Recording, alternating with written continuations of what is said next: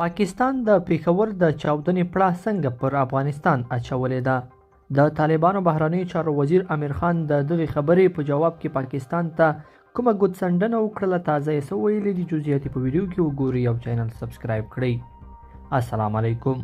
امیر خان متقي پاکستان ته وایي د پېښور چاودنې په اړه دقیقه پلټنه وکړئ. د خپل بام واوري د بل په بام مه اچوئ.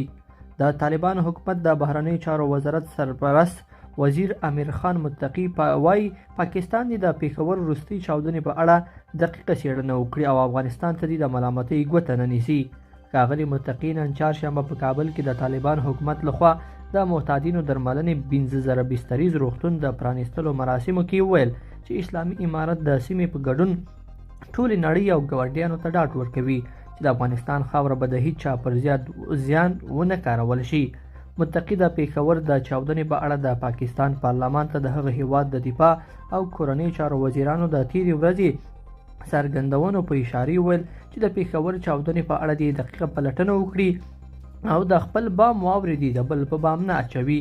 نوموړي زیاته کړې د پاکستان له محترمو وزیر صاحبانو څخه هم هیله کوو چې د خپل بام واورې دې د بل په چا په بام نه اچوي. خپل مشکلات دې په خپل کور کې وګوري.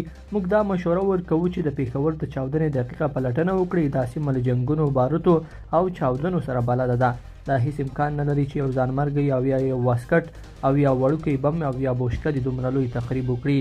په تېرو 20 کلونو کې موږ داسې یو بم ونه لید نه مو واسکټ ولیده چې هغه د مسجد چتونه هم والوزوي او په سلګونه انسانان دې هم له ځان سره والوزوي. د دې باید دقیقه پوښتنه وشي، د دې باید دقیقه پلټنه وشي. افغانستان ته دې د پړې ګوته نه نیول کېږي. لیدونکو په دې هیله چې دا مطلب به مو تر پایه لیدلی وي. کومه ویډیو خوښه شوه ویډیو لایک کړئ.